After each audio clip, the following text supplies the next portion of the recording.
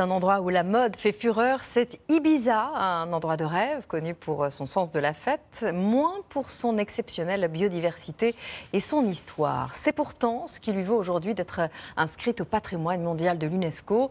Pour découvrir toutes ces richesses, rien de mieux qu'une balade en plein hiver, loin des sentiers battus. Charles Divot et Maxime Rousseau vous emmènent en week-end sur l'île magique.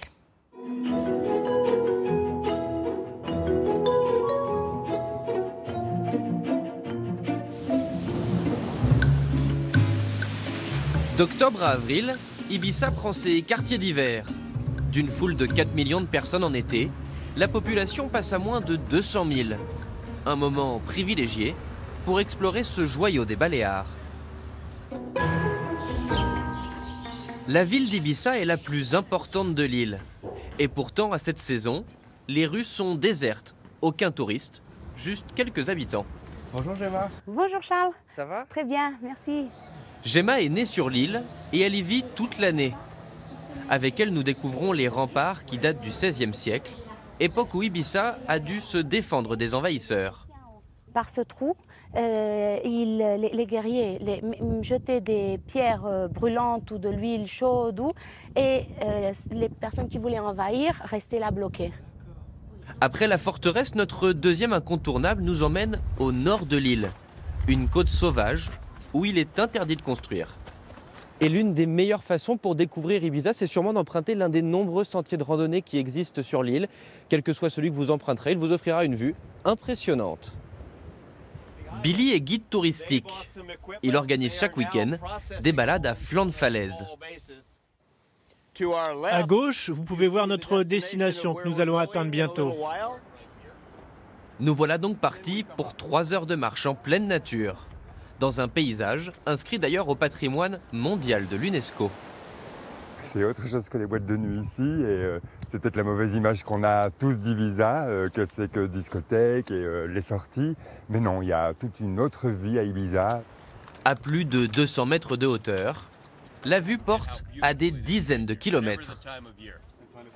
Pour ceux qui sont sujets au vertige, je vous conseille de rester ici.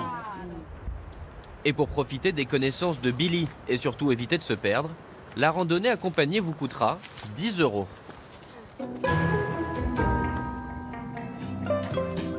Peu de gens le savent, mais avant d'être le repère des DJ, Ibiza était celui des hippies, venus du monde entier dans les années 60. Et aujourd'hui, certains sont encore là. Bonjour Chris, comment allez-vous? Très bien, merci Charles. Chris a quitté l'Angleterre pour s'installer ici, au milieu de ces collines, et y créer un village hors du commun. Là, c'est ma maison d'invité. Il y vit en complète autarcie. Là, c'était une parabole de 3,5 mètres de diamètre. Là, le toit d'un abribus. Au fond, pour les fenêtres, il y a un pare-brise de Renault 4 et une porte de machine à laver. Bouteilles sur les murs, coquillages au plancher, le parfait système D. Pour moi, il n'y a rien acheté, il n'y a que du matériel. Et dans son potager, il cultive des fruits et légumes de saison. On a des choux-fleurs, des laitues, des betteraves. Pour en faire des jus qu'il propose aux visiteurs. On fait beaucoup de jus, notamment un thé au gingembre et notre célèbre jus d'aloe vera. Notre voyage au temps des hippies ne s'arrête pas là. Pour dormir, nous avons décidé de rester dans l'ambiance. Ce qui explique sûrement notre hôtel un peu particulier. Allez, rentrez. Vous savez, il fonctionne toujours. Hein. La preuve, à l'intérieur, il y a le volant, le levier de vitesse, les fauteuils, mais aussi une commode et 2 lits. Une chambre très bon marché pour Ibiza, puisque dormir ici vous coûtera 37 € pour 2. En revanche, pensez surtout à prendre des vêtements chauds. La nuit en hiver à Ibiza peut être très fraîche, d'autant plus que les bus dans les années 60 ne proposaient pas le chauffage. Pour quiconque vient visiter Ibiza, il est une étape obligatoire. Profitez des derniers rayons de soleil dans l'un des nombreux chiringuitos de l'île, des bars installés au bord de l'eau. Regardez cette vue, c'est la 8e merveille du monde. C'est vraiment incroyable, surtout quand le soleil se couche. Il y a de la musique sur la plage, c'est vraiment super. Et si en été il est presque impossible de trouver une table sans réservation, en plein hiver vous avez la plage rien que pour vous. De quoi profiter d'un spectacle impressionnant autour d'un verre et de quelques tapas. Espagne oblige. Le lendemain matin, Ibiza nous réserve une dernière surprise. Une visite dans les entrailles de l'île. Découverte il y a seulement un siècle, cette grotte était utilisée par les contrebandiers pour y cacher tabac et alcool. Et il y a encore des trésors à l'intérieur de la grotte ou il n'y en a plus du tout, tout était parti? Non, désolé, il n'y a rien du tout.